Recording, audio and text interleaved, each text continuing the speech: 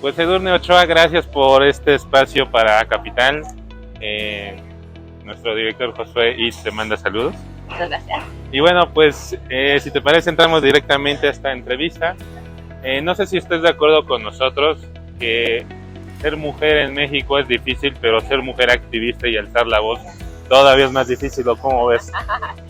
No, al contrario. Gracias por la invitación, Capital.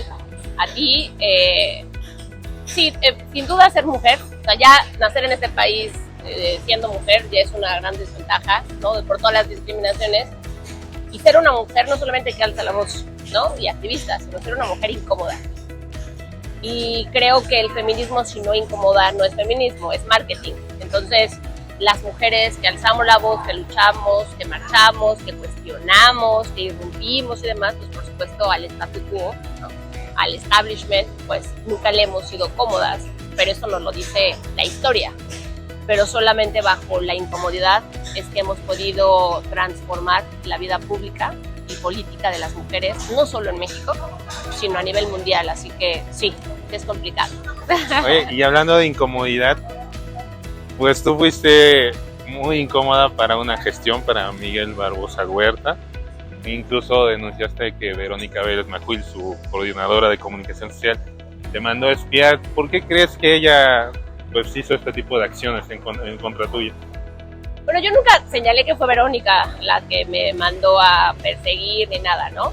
Más bien hay 3 denuncias muy puntuales en fiscalía, 3 denuncias penales, y en estas denuncias penales refiero amenaza, ¿no? Ciberacoso y violencia hacia un menor, ¿no?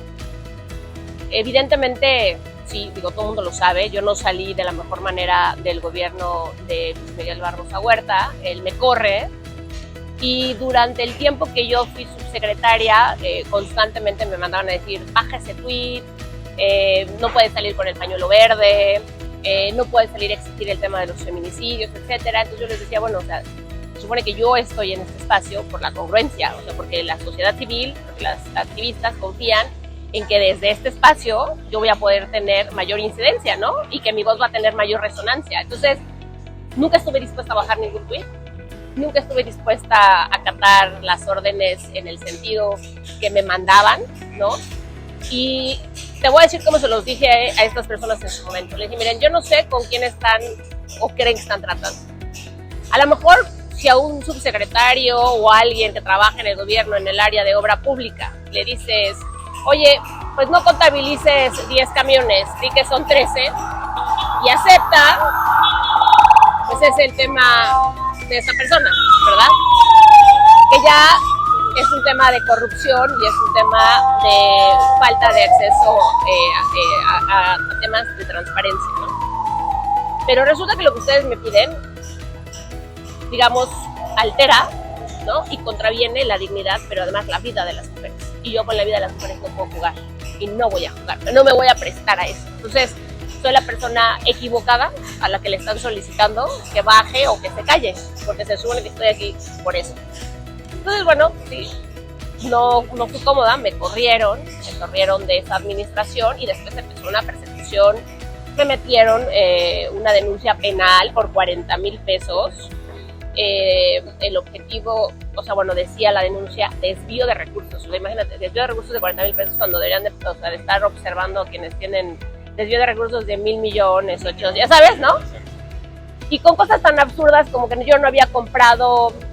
A mí me mandaron una encomienda a Washington y yo llego al aeropuerto de Baltimore, que es uno de los 3 aeropuertos de DC y el más barato, por cierto, ¿no? Y aquí quien esté puede corroborarlo. Y entonces en las cosas que me imputaban decían que yo no había ido a Washington DC, sino que me había ido a Baltimore.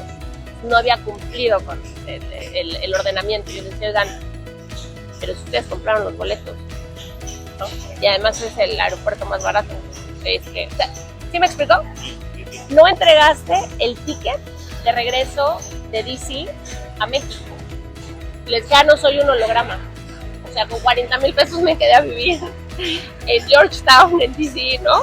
Y soy millonaria porque me quedé allá con 40,000 pesos. O sea, cosas absurdas. O sea, lo cierto es que cuando tienen ganas de perseguirte, cuando tienen ganas de amedrentarte, cuando tienen ganas de callarte, cuando tienen ganas de acorralarte y demás, pues bueno, sí, un lápiz, una pluma, una cuchara y demás, ¿sí me explicó? Y entonces ya eres tal.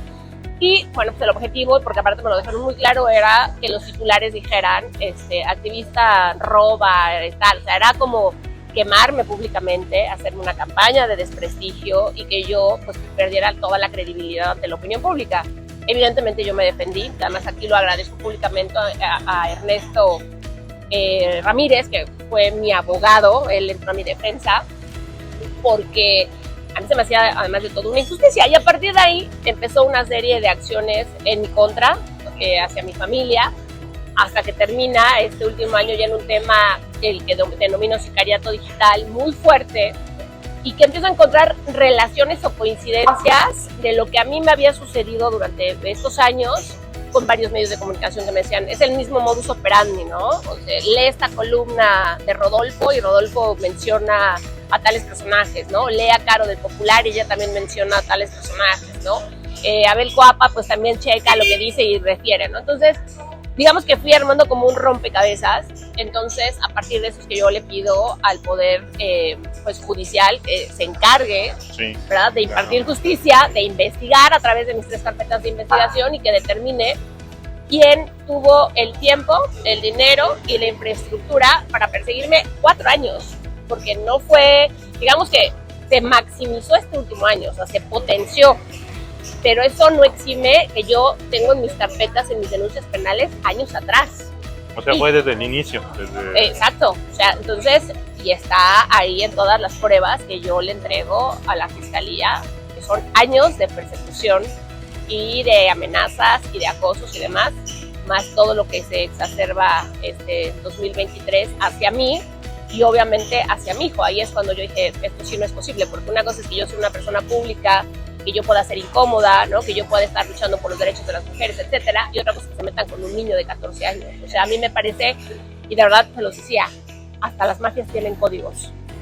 Y cuando tú trastocas la vida de un menor, cuando cambias la lógica además y su actividad y su cotidianidad, porque trastocaron la vida de mi hijo, ¿sí?, pues me parece que cualquier mamá, papá, ya seas feminista, empresario, ama de casa, académica, científica, lo que sea, vas a salir a decir, con los niños no.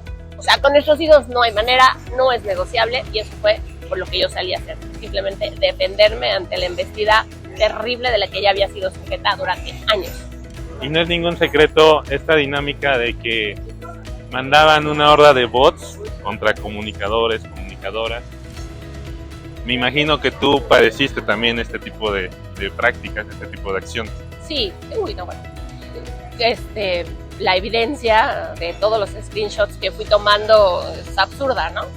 Porque además lo ejecutaban mal, o sea, durante un tiempo era después le cambiaban el nombre, ¿no? Y trataban de limpiarlas, o algunas no las limpiaban, y tenían rastros, nada más tenías que buscar, saber cómo buscar, ¿no?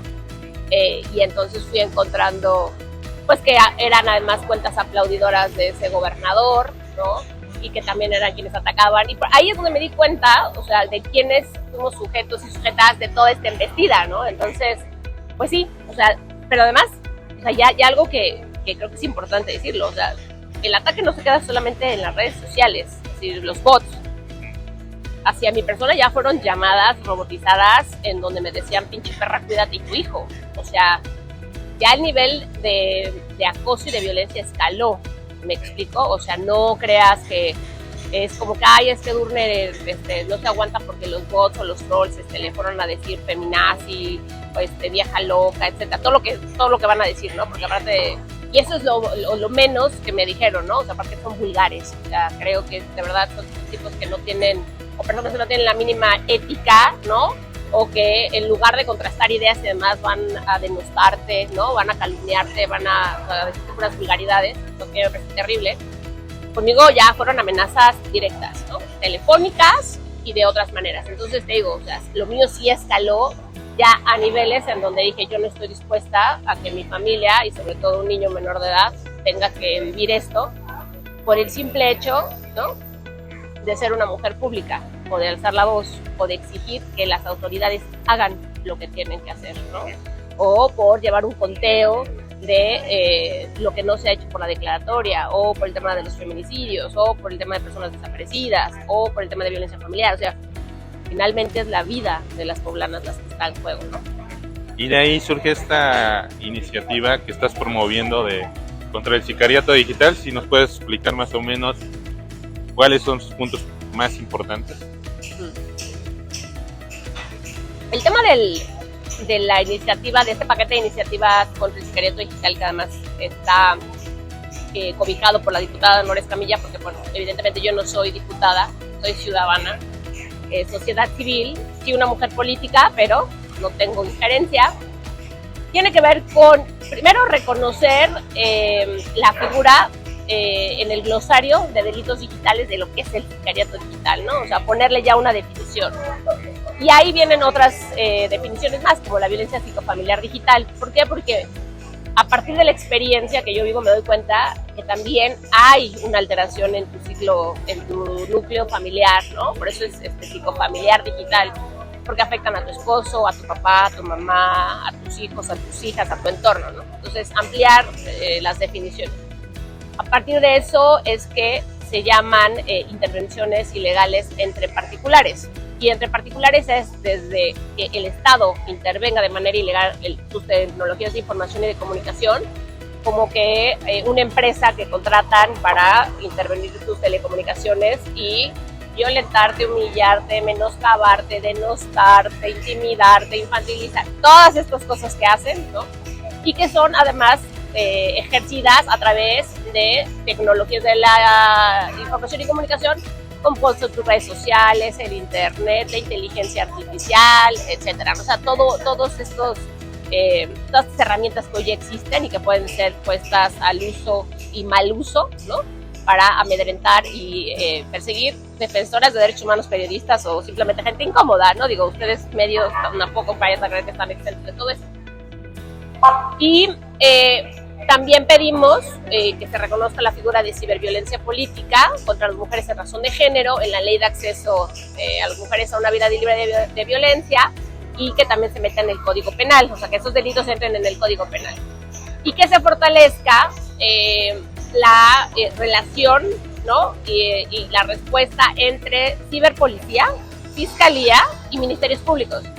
Porque mientras no se considere este tipo de delitos como el sicariato digital, delitos de alto impacto, y no se les destine presupuesto, difícilmente vamos a poder subsanar estos vacíos. Y digo subsanar porque un sicario digital es desde el que comienza, por ejemplo, el challenge de a ver quién se toma más clonazepam, y estos jóvenes que se están tomando clonazepam mueren, como el de la ballena azul, que es de suicidio, bueno, ¿no?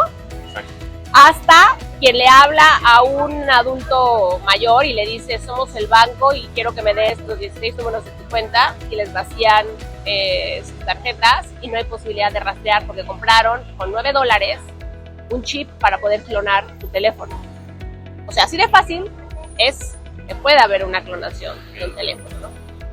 Debe de haber herramientas, debe de haber leyes, debe de haber instancias encargadas de dar de manera inmediata con estos delitos, hasta el tema ya de amenazas o de ciberviolencia política, ¿no? Entonces es una gama muy amplia, es para hombres, para mujeres y para infancias. Pedimos que para infancias y para mujeres, como hay un impacto desproporcionado, se den hasta 10 años de cárcel, y como eje transversal estamos pidiendo el derecho al olvido o a la supresión. Es decir, una vez que haya una denuncia bajo orden judicial, se solicita a las plataformas que bajen esos contenidos porque fueron producto de una ilegalidad, ¿no? Esto ya sucede en España, en sus códigos civiles. Esto ya sucede en Estados Unidos con el fair use y el copyright, ¿no? Entonces, hoy ya hay discusiones. De hecho, antier, Mark Zuckerberg sale y dice que va a firmar un convenio Meta con el gobierno de Estados Unidos para la prohibición de materiales de inteligencia artificial rumbo a las elecciones del 2024 en Estados Unidos. Entonces yo pongo en mi Twitter, oigan, yo vengo hablando de esto desde principios de año, Puebla podría ser historia. O sea, ¿por qué nos tenemos que esperar a que Estados Unidos lo haga y después digamos, ay, qué buena práctica, qué buena idea, ¿no? Cuando hay una poblana que lleva meses insistiendo en que esto se tiene que hacer. Y además, si se logra y se publica en el diario oficial, 90 días antes de la elección entra en vigor. Eso significaría que las mujeres que van a entrar a espacios de elección, de toma de decisión, que son sujetas de todas las violencias habidas y por haber, tengan mayores garantías, alzar la mano a participar y por supuesto la ciudadanía en general. Pero hablo en este caso de las mujeres políticas porque vamos a vivir, creo yo, una elección muy misógina, muy machista, muy violenta, porque son dos mujeres las que encabezan los proyectos nacionales, ¿no? Y luego hacia abajo va a permear toda esta narrativa, toda esta violencia, todo este machismo closetero, ¿no? O sea, porque ahora de alguna manera está mal visto decir ciertas cosas, pero eso no significa que se haya deconstruido el machismo, sino que ya pública o políticamente ya no es aceptable, ¿sabes? Pero eso no significa que se haya trabajado verdaderamente, ¿sabes? Simplemente te lo callas, pero lo piensas. Entonces, creo que sí es importante que en Puebla podamos hacer historia y estoy cierta de verdad que este paquete de iniciativas son un ejemplo, por lo menos en toda Latinoamérica y en el Caribe. Pero, ¿en qué va en el Congreso? No sé cómo percibes la actitud de nuestros flamantes legisladoras y legisladores. ¿Si hay voluntad para que salga este año o antes de las elecciones o cómo ves? Pues mira, yo creo que pues voluntad hay, tan hay voluntad que ya pasó el tema de la ley Monzón, ¿no? Pasó el tema de la ley ácida, está ahora ya el tema de la ley Sabina, ¿no? Tenemos el tema de la ley Monse, y ahora con el tema de el sicariato digital, yo también que hemos estado en contacto con la diputada, bueno, me dice, bueno, estamos avanzando, todo parece indicar que vamos a poder sacar una parte de este paquete de iniciativas, no en su totalidad, porque claro, viene la discusión de los presupuestos, etcétera, ¿no? Y ya viene la coyuntura política, en donde también, bueno, pues tú sabrás y la gente sabrá, las mujeres somos lo menos importante, ¿no? Y además, regular el espacio digital es regular muchas prácticas que también se hacen en campaña, ¿cierto? Entonces tampoco sé hasta dónde les convenga regular un espacio que es tan socorrido durante las elecciones, ¿no? Porque a lo mejor para ellos en su lógica es como meterse un plomazo en la pata, decir, oye, ya la aprobamos y ¿qué crees? O sea, resulta que ahora que vienen todas las campañas y la lógica a través de los espacios digitales, tecnologías de información y comunicación, pues no nos conviene. A lo mejor también esa es una valoración coyuntural que estarán haciendo. Digo, yo lo pienso no ya solo como activista, porque también soy consultora y a veces se les olvida que también soy consultora política, ¿no? Entonces, yo creo que por ahí también va el tema. Pero bueno, esperemos a que haya... Y ya me estoy diciendo una cosa, algo que creo es, no solamente es voluntad, porque yo puedo tener voluntad de levantarme e ir al gimnasio, a ver si tengo la voluntad y tal. Es su obligación. Las y los legisladores también representan las exigencias ciudadanas, ¿no? Y deben de representar la realidad que vive un estado o una ciudad. Y en este caso, hoy la conversación, acabo de regresar de la Ciudad de México, mundial, tiene que ver con la ciberseguridad, con el ejercicio, mal ejercicio de las tecnologías y plataformas digitales para despolitizar a las mujeres y a organismos institucionales o entes públicos. Entonces, no estamos hablando de algo que no esté en la discusión y en la agenda mundial o pública, ¿sabes? Entonces, bueno, pues eso va a depender entonces de que hagan o no hagan su chamba y qué tanto verdaderamente les interesa entrarle al tema. Yo espero que sí, eso espero, y que entre en vigor y seamos un estado modelo. Y bueno, Edurne, entrando al ámbito político, me gustaría leer esto que pusiste en tus redes sociales. Morras, no tengan miedo de competir por los espacios que han costado luchas históricas de mujeres. Para que hoy podamos estar ahí, es nuestro derecho, le pese a quien le pese. No seamos simples observadoras, hagamos historia.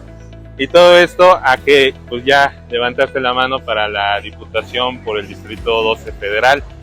¿Por qué participar? ¿Por qué? Bueno, ya lo mencionas acá en este tweet, pero si pudieras profundizar en él. Mira, la verdad es que ya llevo muchos años dedicándome a fortalecer los liderazgos políticos de las mujeres.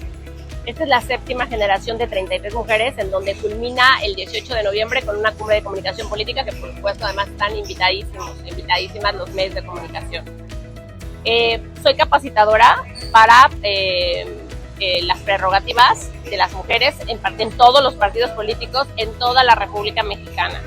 Escribí el libro de feminización de la política, ¿no?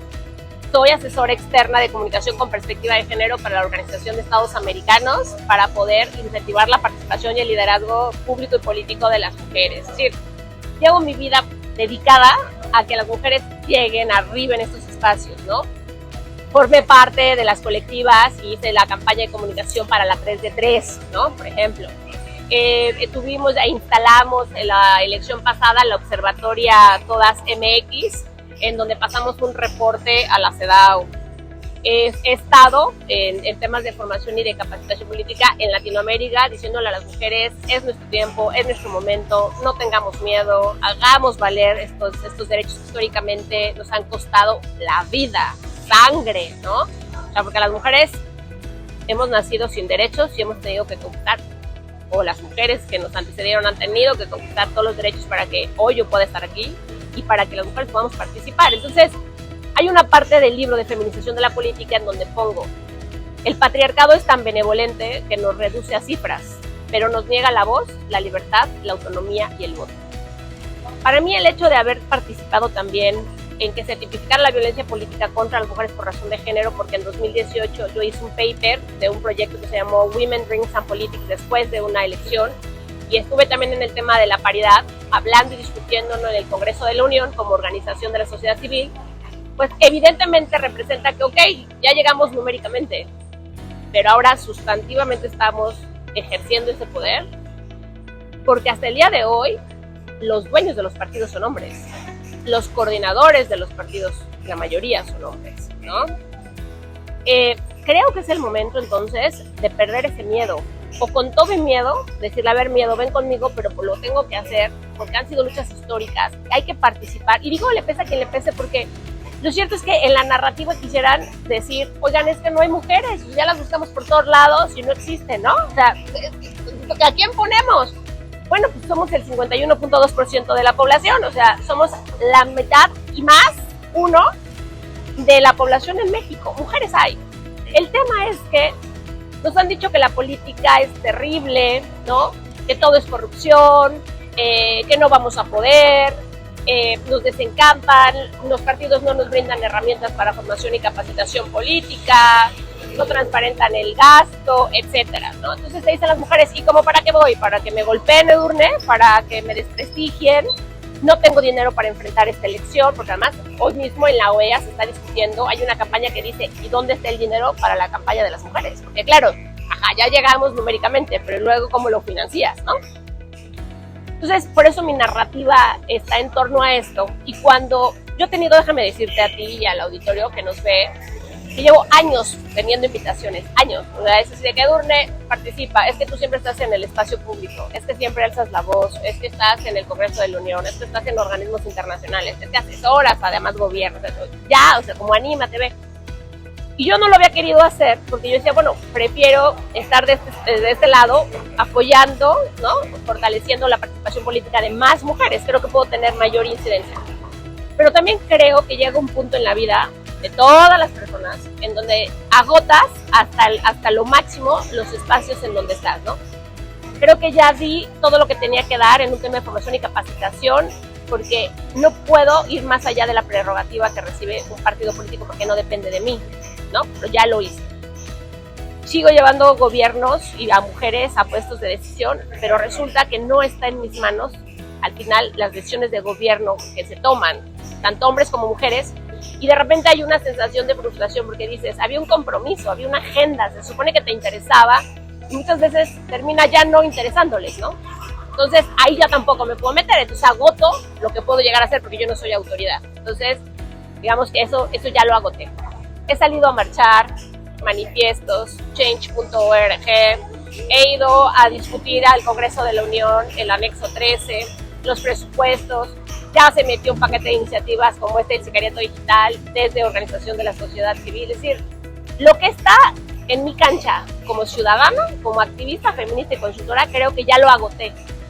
Entonces, llega un punto en donde te cuestionas, o sea, sigo aquí porque ya agoté, digamos, lo que tengo en mi posibilidad de acción hacer, o doy el brinco a lo que sigue, ¿no? Que es participar y meterte a las entrañas del poder y decir, ok, este es el tablero, estas son las entrañas, y aquí es en donde se tiene que destejer el machismo, la complicidad, ¿no? La falta de perspectiva de género, el que no haya derechos humanos transversales, el que no se vea a las mujeres rurales, indígenas, con discapacidad, de la diversidad, migrantes, ¿no? O sea, esta interseccionalidad, multiculturalidad, aparte somos un país pluriétnico, es decir, todas estas cosas solamente las vas a poder cambiar al interior, en donde se hace y se ejerce el poder político partidista, ¿sabes?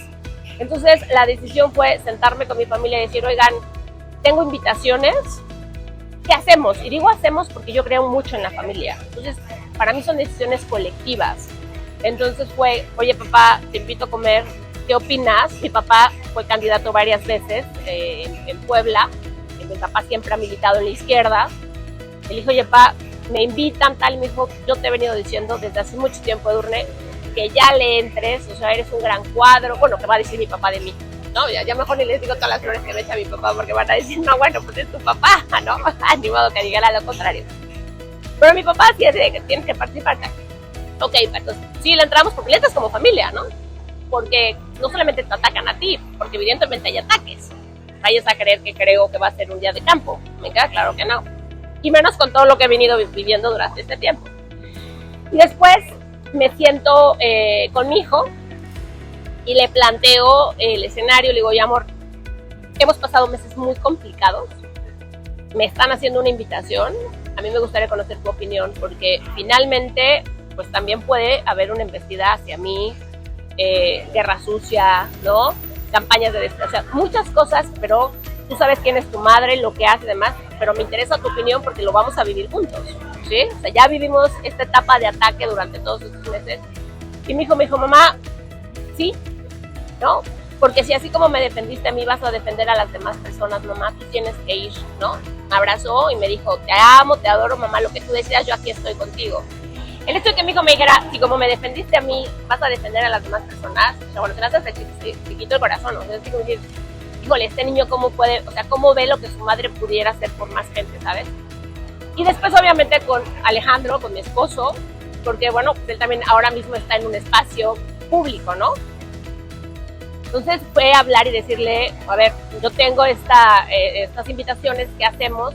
Alejandro siempre ha sido muy respetuoso, como yo he sido muy respetuosa de sus espacios, ¿no? Creo que si hay algo que nos ha dejado el feminismo en esta familia, es que cada quien camina por sus propios proyectos. Yo no soy la esposa de Alejandro, ni Alejandro es el esposo de Edurne. Alejandro tiene su autonomía, yo tengo mi autonomía, y no siempre coincidimos, ¿eh? O sea, así como en las democracias que hay diferencias, pues él tiene una visión y yo tengo otra, nos respetamos, pero somos autónomos en nuestras decisiones, pero en familia sí pensamos en lo colectivo, de decir, bueno, el siguiente paso qué es lo que tendríamos que hacer.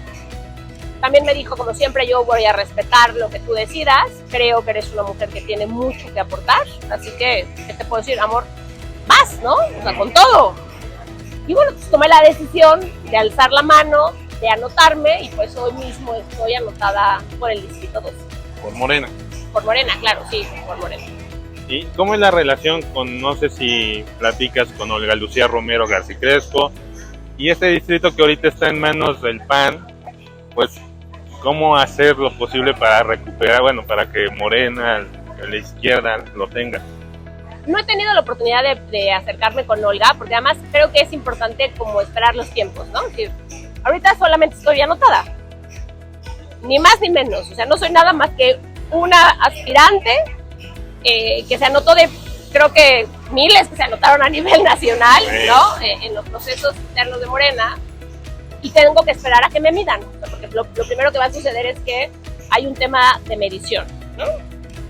Ya que hay un tema de medición, pues se tendrán que hacer los bloques de competitividad, y bajo los bloques de competitividad decidirán qué mujeres tenemos que ir en qué distritos, porque eso también es importante. O sea, aquí lo que no se les puede olvidar jamás es es que hay un tema de paridad constitucional. Les guste o no les guste, ¿no? Por eso pongo en mi tweet, le pese a quien le pese. Porque lo cierto es que hay varones que te dicen, es que yo llevo años trabajando en este distrito, es que yo llevo años trabajando en la capital, es que yo llevo años, bueno, las mujeres llevamos siglos peleando por la conquista de nuestros derechos y espacios públicos. O sea, ¿qué les digo? Ustedes años, nosotras siglos, ¿no? Digo, exacto, touché. Entonces, no por eso me voy a quedar así como sentada, así como que, ay, pues ya es de alguien, ¿no? Así como que, pues no. Creo que las mujeres tenemos que aprender a competir y no tener miedo de competir y dar un paso adelante. Y yo sí soy una mujer que te puedo decir que en mi trayectoria, tengo 45 años, jamás he dado un paso atrás, ¿no? Yo voy y compito como cuando jugaba básquetbol y competía y les decía, nosotras podemos, oye, te vamos a jugar contra las de Monterrey y están súper altas. Yo decía, pues no importa, generamos una estrategia y tal, y yo era muy canastera, ¿no? Entonces ustedes me bloquean tal acá, yo tiro tal, o sea, hay que aprender a jugar con las condiciones que te tiene. Yo digo, las condiciones para las mujeres, lo cierto es que son inequitativas, aunque tengamos la paridad.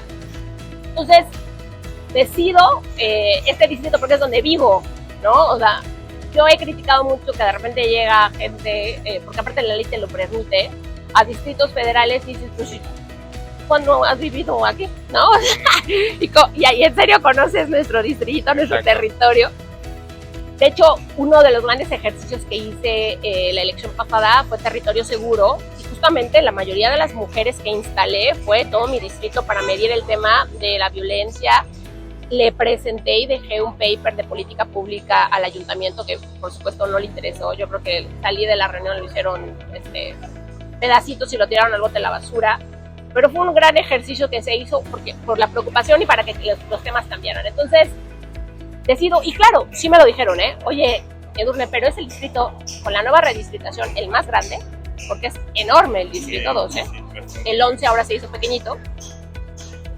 Y además es azul, ¿no? Y yo dije, bueno, es que si las mujeres, y me voy hacia atrás, vamos a pensar 1916, 13 de enero, cuando fue el primer congreso feminista en México, en Yucatán, en el Teatro Peón Contreras, ¿verdad? Hubieran dicho, híjole, es que nos tenemos que reunir en Mérida para hablar sobre los derechos de las mujeres, que hubieron más de 600 mujeres congregadas. Si ellas hubieran dicho, uy, no, es que yo vengo desde el norte, uy, no, es que los hijos de la lava y la plata, uy, no, es que no, uy, no, pues, ¿sabes qué? Yo no estaría sentada acá. Porque desde ahí se empezaron a discutir los derechos políticos y electorales de las mujeres, ¿no? Y si las mujeres, cuando empezaron a dar la batalla para que se consolidara hace 70 años, un 17 de octubre, el sufragio, las mujeres hubieran dicho, no, pues es que nunca nos han dejado votar, es que dice que es para hombres, pero no menciona a las mujeres, ¿no? Pero es que en la constituyente dijeron, es que no hay mujeres que quieran participar, pues tampoco estaríamos aquí. ¿Sí?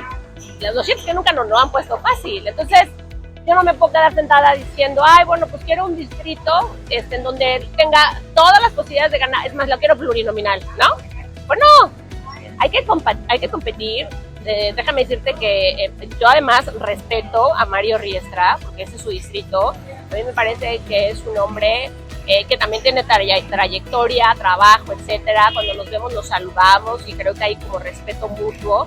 Y en la política finalmente hay que aprender a competir y no pensar que es tu enemigo, sino simplemente se caminan bajo dos proyectos y eventualmente es la ciudadanía la que tiene que decidir. Yo soy una mujer demócrata, yo creo en la representación, en la participación y obviamente en una democracia libre de violencia. Entonces, creo que si la coyuntura, el momento, etcétera, se da y tengo que enfrentar ese distrito, si es que el partido así lo determina, a Mario, si es que va a estar ahí, al Partido Azul, si es que va a estar ahí, pues bueno, para eso se hicieron las reglas, para eso está la competencia, para eso estarán los discursos, etcétera. Y decirte que a mí no me da miedo. Y también, cuando tomo esta decisión de no ponérmela ni siquiera fácil para mí, les decía, ¿no? O sea, si con esto puedo inspirar a más mujeres, diles, decidí el distrito más grande, es el mío, ¿no? Pude haberme ido por uno chiquito, por la fácil. No estoy buscando un tema plurinominal, porque además la invitación viene desde lo nacional, ¿no? Sé que es un distrito de un partido contrario en donde yo me anoté, ¿no? O sea, pude haber puesto como torpe. Si con todo esto yo le estoy diciendo, vayan para adelante. Yo sé ante lo que me voy a tener que enfrentar si es que se decide que yo sea la abanderada, y eso lo sabremos hasta enero. Bueno, pues cualquiera puede hacerlo, me explico. Hay que entrarle, hay que dejar nuestra voz en el espacio y en la agenda pública. Creo que con el simple hecho de participar, de mediatizar, de tener una agenda, de tener claridad política y poner los temas en los medios, en el ambiente y demás, ya ganamos. ¿Sabes? Ya lo demás era circunstancial, porque tú sabes que eso ya no depende, o sea, hay muchos factores o variables para que tú puedas ganar o no un proceso. Pero mientras tanto es inspirar y que más mujeres participen. Y sí me han hablado y me han escrito, oye, te admiro, me inspiras, tienes razón, hay que alzar la mano, hay que participar, no podemos esperar a que todos nos lo pongan tan fácil porque nos da miedo por esto, por aquello, pero hay que estar presentes, vigentes. Entonces, creo que el cometido lo voy cumpliendo, ¿no? El de inspirar y que más mujeres, y en este caso más morras, porque aparte son sobre todo las jovencitas las que más me preguntan, entiendan que bueno, que vamos a ver mujeres, que iremos abriendo espacios, que nos puede o no tocar, eso no lo sabemos, pero son espacios que se van abriendo para que ellas lleguen mucho más fácil, ¿no? Y para que verdaderamente se entienda que la igualdad entre hombres y mujeres necesita ser sustantiva, debe haber una representación completa y absoluta para que esta ciudad cambie. Por eso digo, trabajemos por la Puebla que nos merecemos, ¿no? Yo siento que no me merezco esta Puebla, yo quiero otra ciudad. ¿Qué tengo que hacer? Trabajar desde mi metro cuadrado para que eso suceda, y esperando evidentemente que va a haber adversidades como es la vida. La vida tiene muchísimas adversidades y vengo saliendo de una adversidad, creo que la más dura en mi vida. Entonces yo les decía, bueno, pues ya la verdad es que ya me curtieron un poquito, ¿no? Entonces ya, muy bien. Digamos que lo que viene estoy lista para enfrentarlo. Pues muchas gracias, Edurne, y bueno, se va a poner buena la competencia, vamos a ver qué pasa en enero. Y no sé si quieras agregar algo más para cerrar la entrevista. Pues sí, mira, decirles a todas las mujeres que me están viendo que nosotras podemos cambiar. Por eso pongo, no seamos simples observadoras, sino formemos parte de la historia. Somos la mitad de la población.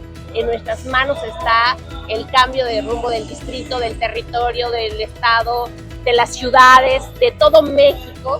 Y yo estoy cierta que somos tejedoras de paz, que somos mujeres que tenemos mucha claridad de cuáles son las necesidades, de cuáles son los abandonos, de cuáles son las exigencias tan puntuales que vivimos nosotras todos los días, y que en la medida en que participemos y alcemos la mano, será la medida en que nos podamos involucrar en la vida pública, política de este país, y en este caso de la ciudad o del estado.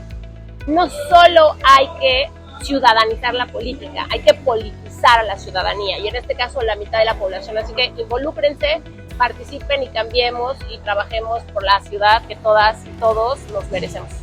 Pues nuevamente gracias. No, al contrario.